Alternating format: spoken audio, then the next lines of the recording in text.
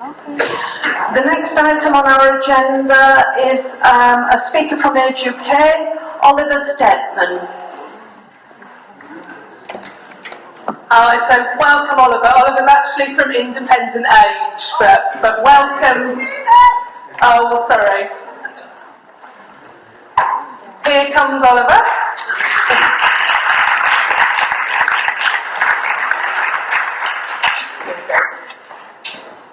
Hey, hi, I'm Ollie, I'm from Independent Age. So first of all, thank you so much for inviting me here today.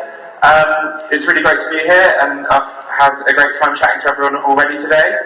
I'm from Independent Age. I work in our national campaigns team. So I'm here a bit to tell you about the campaigns we run nationally, and more importantly, how you can get involved.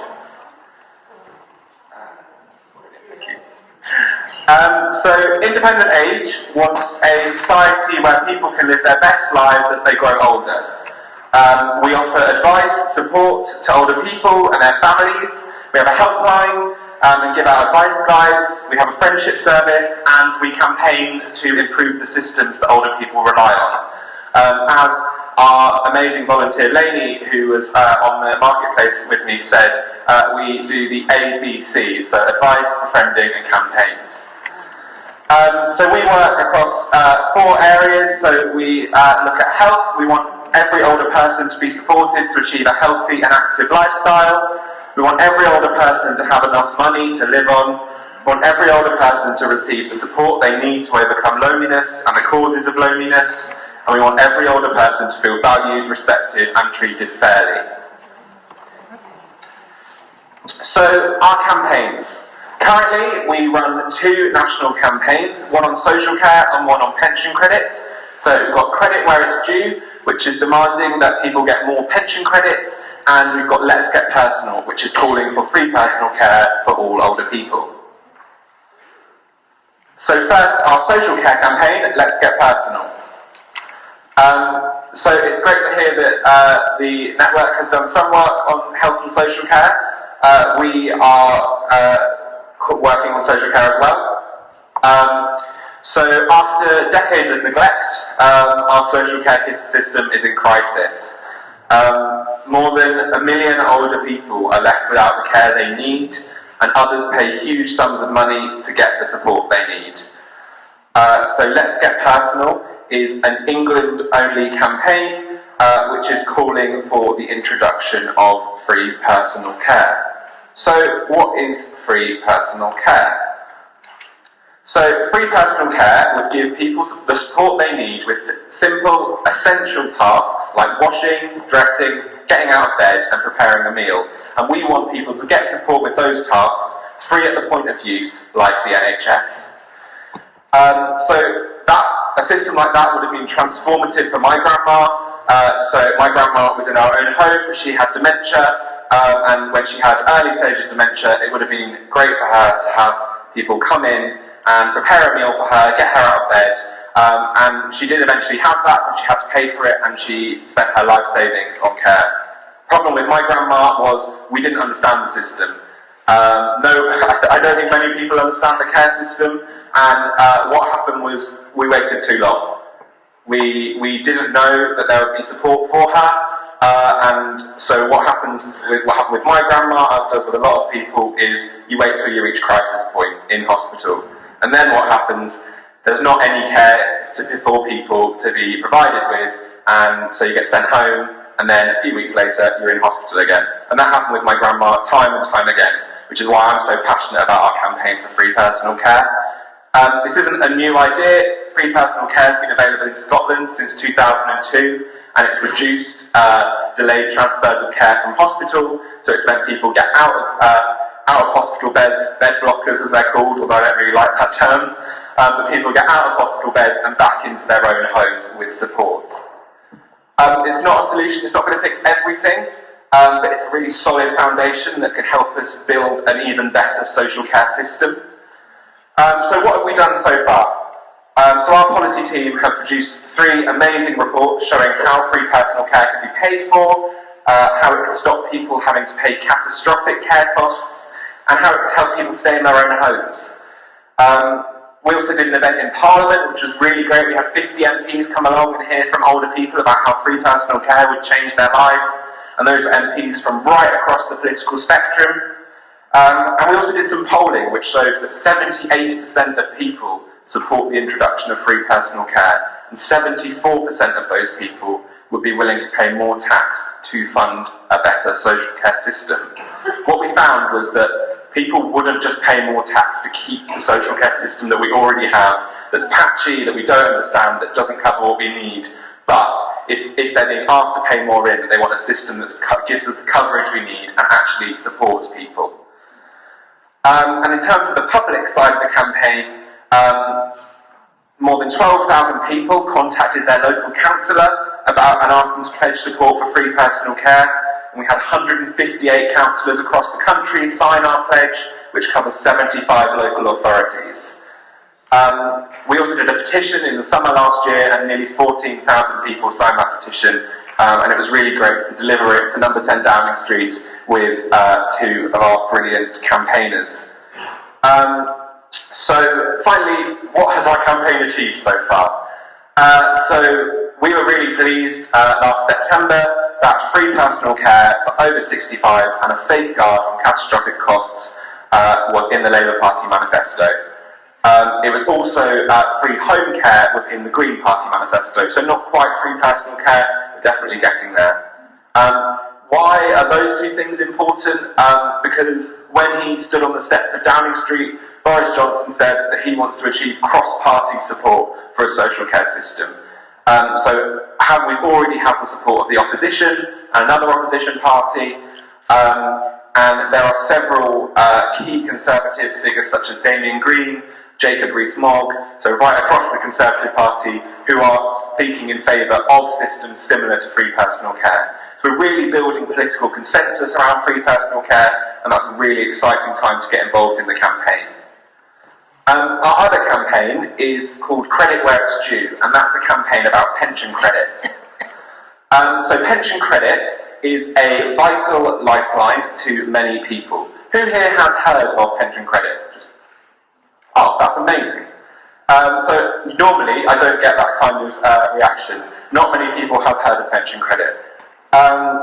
So it's a financial top-up to the pensioners who are most in need, and it ensures that older people don't have to choose between heating or eating their home. Over 1 million people entitled to pension credit don't receive it, so that's approximately £10 million a day. I did some quick maths earlier, and across Greater Manchester there is nearly £169 million of pension credit that is not claimed. And that's by people who are eligible for it, but it's not claimed. So yeah, £169 million. Even if someone is only entitled to a small amount of pension credit, the benefit is a gateway. It opens up access to so many other things. So housing benefit, council tax support, warm home discount scheme, NHS costs such as dental treatment or glasses, and cold weather payment. And with potential incoming changes, that could also include the TV licence. I spoke to an older person he was only eligible to a couple of pounds of pension credit in itself, but once you factor in all of these other benefits, the savings for him were massive. So it's a really, really important benefit. The government admits that every year across the UK, 3.5 billion is not allocated to people who are eligible for pension credit. And unlike other means-tested benefits, fewer people entitled to pension credit receive it. So things like housing benefit, 80% of people entitled receive it. Child benefit, 93%. Pension credit, 58%. This has been the same for nearly 10 years, and successive governments have failed to take adequate action to improve pension credit, the uptake of it. So less than 6 in 10 pensioner households eligible for pension credit are receiving it, and we think that's a national scandal. So our campaign is demanding that the government set a target for increasing the uptake of pension credit. We want to see 75% of eligible people receiving pension credit by the end of this year, and we want the government to explore plans to make it easier to receive pension credit, whether that's simplifying the application process or even removing it. they need to develop an action plan with specific measures to improve the system. So again, what have we done here? Our policy team did a report generating local stats for every single constituency in the UK, so that's how I came up with the Greater Manchester number. And nearly 3,000 of our campaigners contacted their MP about this scandal. This reached 613 MPs. And as you can see there, one of Greater Manchester's MPs, Angela Rayner, is posing with the poster that we took. She signed that there and said that she is going to help end this scandal. We also had Steve Pound, MP. He is no longer an MP than what he was when we launched the campaign. He asked a Prime Minister's question on the day we launched the campaign, asking Theresa May, who was then Prime Minister, what she was going to do about this. So we've had over 100 MPs publicly support the campaign and a debate in Westminster Hall last year. And more recently, we did a survey of more than 1,500 people to find out their views and knowledge of pension credit, which is really going to help us in our work going forward. So in terms of impact of our pension credit campaign, the Scottish Parliament is currently conducting an inquiry into benefits, including pension credit, and pension credit is really on their radar now, not just because of us, but partly because of independent age, so that's really, really great to hear. And we actually found out last week that the Department for Work and Pensions is now doing an awareness-raising campaign about pension credit with adverts in GP waiting rooms and post offices. And again, that is a lot in part to the work of Independent Age, making sure they are aware of this continued failing. We don't think that's enough. We can't rely on awareness raising. We need to simplify the system as well, but this is a really, really good first step. So I'm going to take that win and then keep fighting for more. In terms of commitments at the last manifesto, we also had the SNP committed to calling for pension credit take-up and awareness-raising campaign. So just quickly, before I wrap up, I wanted to give you a little bit about our future plans. And I've actually heard some things today which really chime with what we're planning to do in the future, so that's really, really great to hear. So the first thing we're going to focus on over the next year is bereavement. During focus groups a few years ago, bereavement was actually the main area that people wanted us to focus on. So we're planning to do that over the next year. And looking at whether that's looking at things like bereavement support payments or training. So currently GPs and other staff don't get training on how to deal with people who are bereaved and how to support them. So we're going to look into that and watch this space on bereavement. And mental health. So I was having a really interesting conversation earlier about talking therapies and the percentage of older people who are referred to talking therapies is really low. When actually, statistically, compared to young people, older people are much more likely to benefit from talking therapies. So that's one of the areas that we want to look into and really get that on government agenda. So, if you think all of that sounds exciting, you should get involved in our campaigns.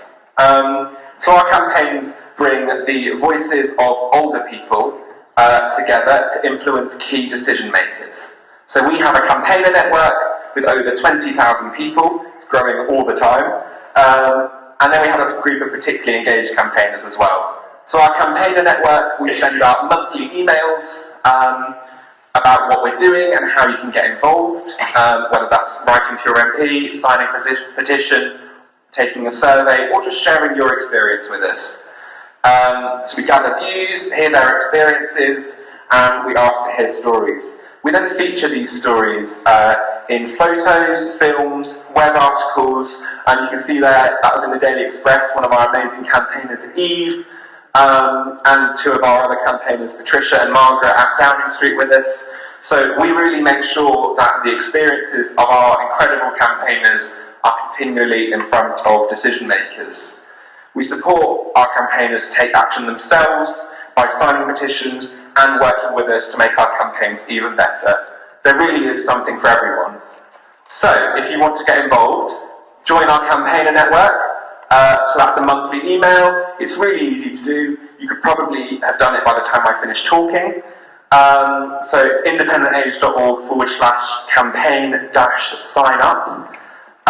Or if anyone isn't on email, we also have a scheme called Campaign Correspondence, which is a paper-based scheme we send out a briefing 3 times a year to people who are signed up, and it helps. It offers some points of how you can write to your MP regularly and keeping kind of correspondence with them. So if anyone wants to get involved in that, come and chat to me afterwards. Thank you very much. I hope you get involved in our campaigns. It's been really great to talk to you today. Thank you.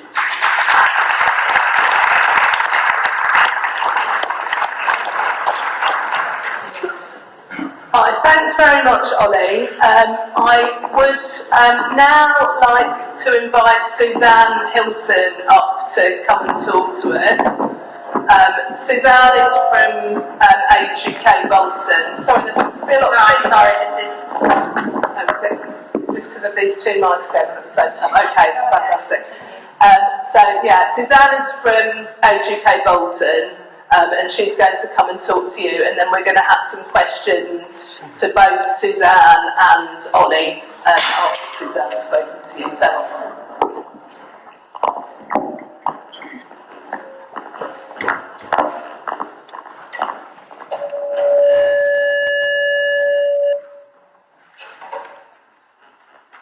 Never give me technology.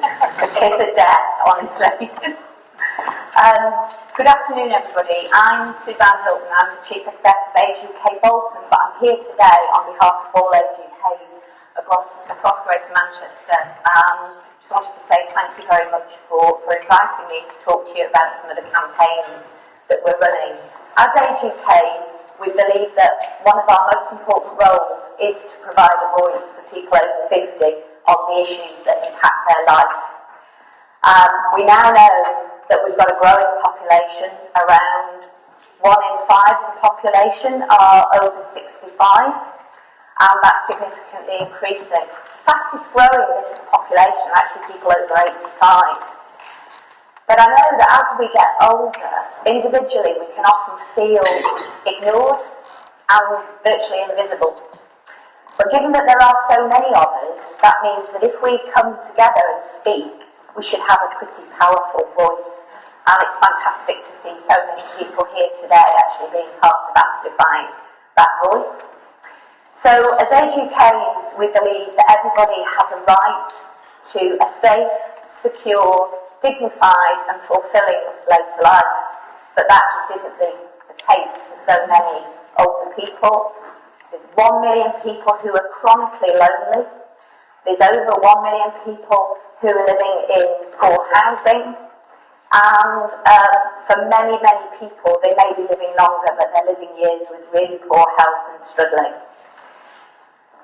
So it's just something that we would like the government to reflect on, and that's when the birth rate goes up, they create more school places. So given that we know we've got a growing ageing population, why are we not investing in the services that people need? Health, social care, housing and transport. You would think that was a no-brainer. So, as Age UK, we've got a number of campaigns that we're running at the moment, and it's actually really good listening to Ollie to see that we're completely aligned. The stats agree, and the issues are the same, and we're fighting together on them. So forgive me if I repeat some of it, but I think it's important for emphasis. Today I'm just going to talk to you, if we've got time, on 3 of our current campaigns. The first one is Make Care Fair. 1 in 3 people over 85 cannot manage 5 or more daily living tasks. And by that I mean getting washed, getting dressed, preparing food and going to the toilet. They're things that we take for granted. But we know that 1.5 million older people have unmet care needs like that. They're struggling on alone. If things go on as they are, there'll be more than 2 million people in that position. And yet, there's a huge amount of requests for personal care going in, and last year, over half of them were declined. What does that mean? Well, just to put it in context, between the general elections in 2017 and 2019, 74,000 people died waiting for the care that they needed. Now, I don't know about you, but I think that is a national scandal, and we should all be very, very ashamed about that. It's not surprising, though, that the system is broken. Between 2010, there's been 25% taken out of spending on social care. People in care homes who are self-funders are paying 40% more than people where the local authority pays for their place. And that makes those people and their families feel like they're being punished for working and saving hard and buying their own homes. But isn't that what successive previous governments encourage people to do? And suddenly it feels like they're being penalised for having done that. There's now 122,000, it's more since 122,000 vacancies in the care workforce. Much of the care falls on families, and we know that 1 in 3 people over 80 are actually carers themselves. The cost in human terms is vast, as well as the figure up there about the NHS costs £500 a minute to the NHS. So what are we going to ask government to do? Same things really that Ollie was talking about, but we're going to ask for them to build a long-term, sustainable, fit-for-purpose system for the future where nobody has to sell their homes for the care that they need. We're asking them to immediately, in the next 2 years, invest £8 billion and recruit 130,000 new care workers each year, and that's just to stand still. We would like to see the threshold for being eligible for care come down to moderate, and we would like it funded by a whole adult taxation system. And we want to see better support for carers, for people who care for others, so that they can continue to work and balance those responsibilities. And we ask for this, not just for older people, but for working age people who are sick and disabled as well. So how can you help? There are some ways up there, I won't go through them now, but basically you don't have to be online. If you're online, but you can write in, you can call, and that information is in your pack. The second campaign I'd like to talk to you about this afternoon that you may well have heard of is Switch Off.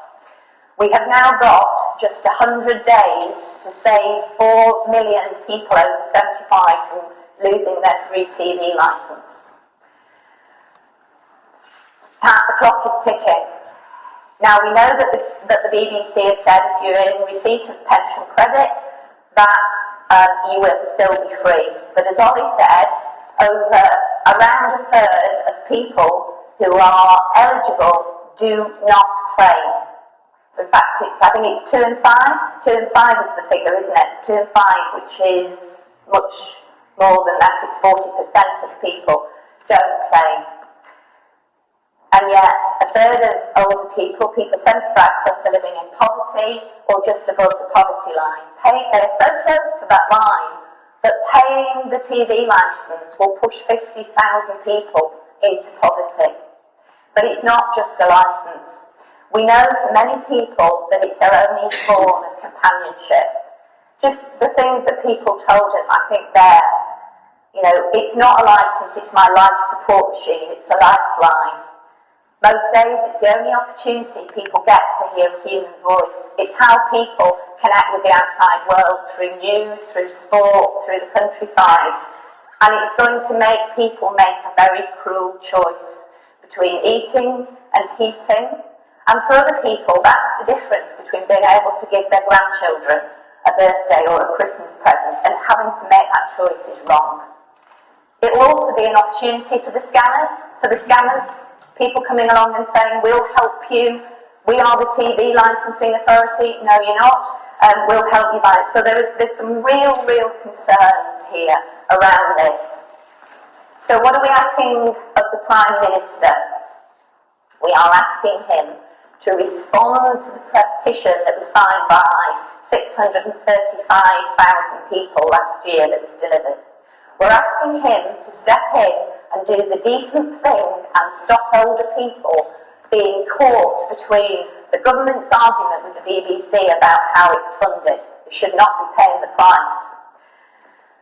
And in terms of the pension credit issue, we absolutely support Ollie and his team in terms of what they're doing, and we want to see public funds invested in really reaching out to people to get them to claim pension credit. So how can we help? You can ask your MP to say, you can write to them, you can go online again, or you can take direct action like lots of people around the country are doing. And just finally, because I know I'm running close to time, but I would like to tell you a little bit about our campaign, Home Truths. Home should be a place where we feel safest of all, our sanctuary, where we feel secure, where we feel warm, and where we can make and keep memories as we grow old. But for 750,000 older people, they're locked out from that just by the fact that they rent from private landlords. They don't have security of tenure because since 1997, we changed the tenancy, and the default tenancy allows landlords to make no-fault evictions after 6 months or the end of any fixed-term tenancy. And what that means is people can be given 2 months to get out of their home. What it also means is it makes it very difficult for people to be able to get disabled facilities grant for help for adaptations in their homes, because they have to prove that they're going to be there for a long period of time. Even if they get the grant, landlords can often refuse to put the installations in. And a lot of older people don't want to push, they don't want to make trouble to have things installed because they're frightened if they do, they'll be evicted. Nobody should have to be faced with those choices when they're already feeling old and vulnerable and sick and struggling. And if you've got damp and infestation and plumbing and electricity problems, you shouldn't be frightened that voicing your concerns means that you're going to lose the roof over your head. So what's the ask of government there? Well, we all know Boris loves his infrastructure projects, don't we? So maybe we could get on and have a significant building programme of social housing that with genuinely affordable rents. The biggest thing we want them to do, first and foremost, is to reform the law, repeal Section 21 of the Housing Act and stop no-fault evictions. And that doesn't just apply to older people, that applies to everybody. And the number of people living in private tenancies is going to increase. We all know the reasons why. Something we were talking about on my table before was about making sure that all new homes are built to lifetime standards, so they are lifetime homes fit for people to live in when they have disabilities and impairments, so that people don't have to leave their home. And there needs to be a root and branch reform of our energy efficiency programmes if we're ever going to meet the targets. So there's a lot of work to be done. How can you help? You could read our report, perhaps Home Truths. You could write to your MP. You could sign our petition to the Secretary of State for Housing, Communities and Local Government, because this problem is going to get worse. You could support us in working with Homes Made for Everyone, Home, and actually get out there and campaign for those changes. In your packs, there's information about how you can make contact with us through your local Age UK, through the national. You can do that by post, you can do that online.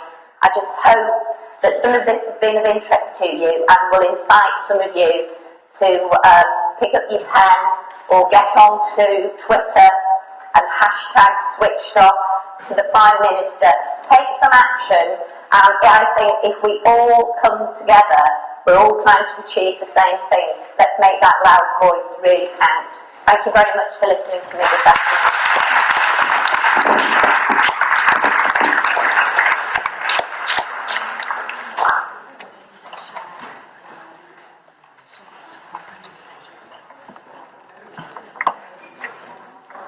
Hi, so thanks ever so much, Suzanne. I think that was really informative, and it's really interesting and helpful, I think, just to recognise that Independent Age and Age UK are actually sharing quite a lot of the same things and are working together sort of on the same agenda, so that's really positive. We've got a few questions for you. I think we're probably, just because we're running a bit over time, we're only going to have time for one or two questions. So the first question is from table number 7, and it's from Pia, who is from Bury. So I think Danielle's just making her way down now.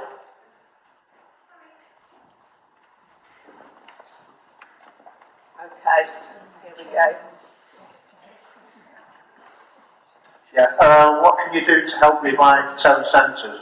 Older people need local shops and banks, etc. You know, they blame online for, you know, a lot of closures of shops and banks. For a lot of older people, they're not IT savvy, they don't have computers. So local shops and local banks are important.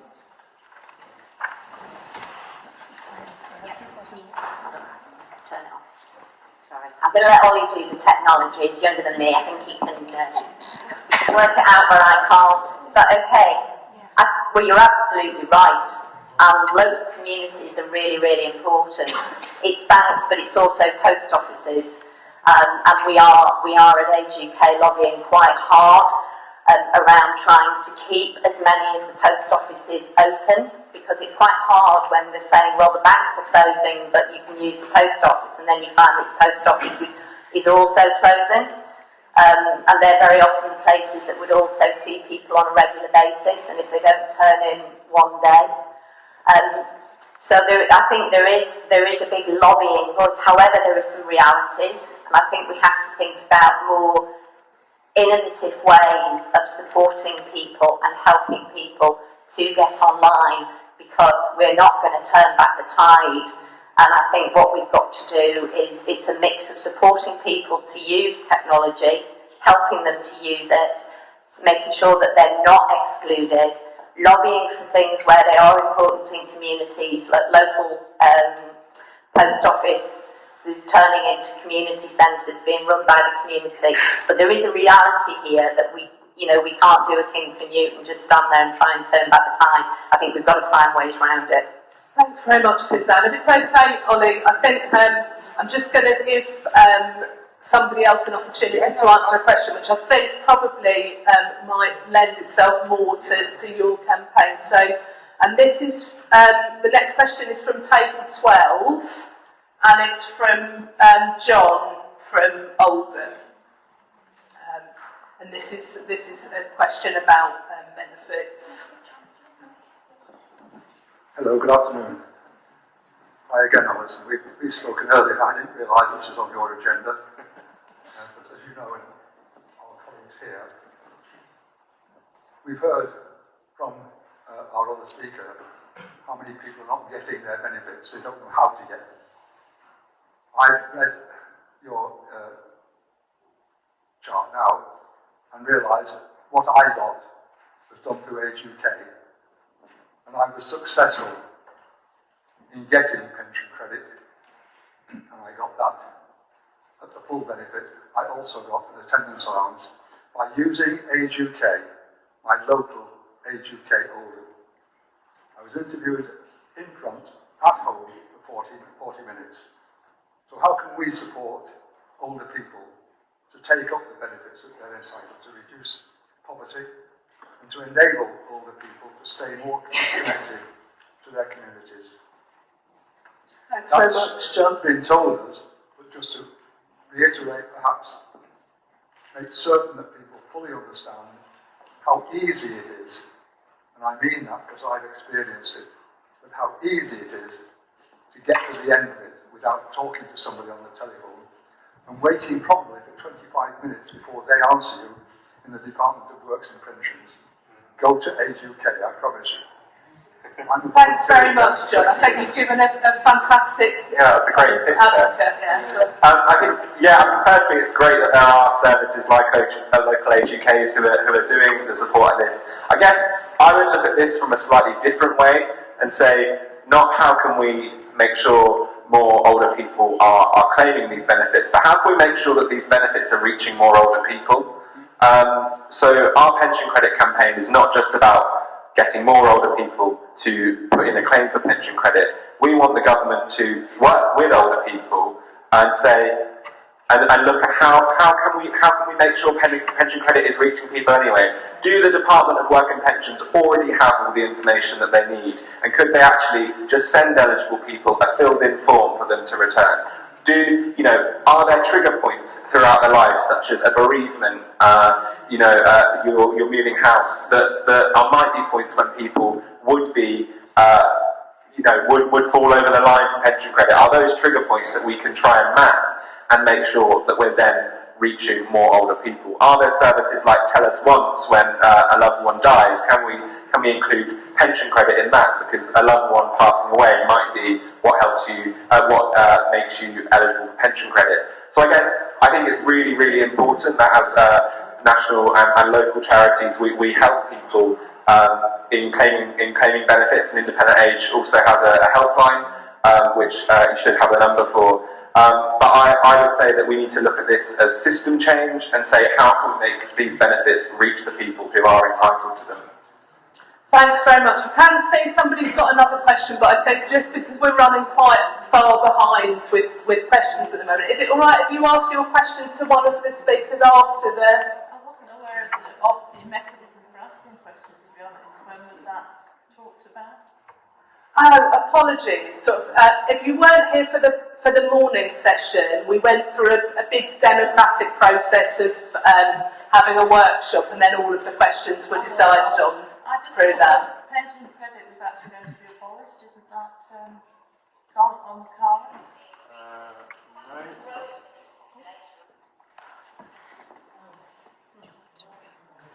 Maybe that's one for further discussion. Not that I'm aware of. It's also not something that I'm aware of. Okay, well thank you ever so much, Suzanne, and thank you, Ollie. Yeah, thank you. We really appreciate you being here today. And thank you very much.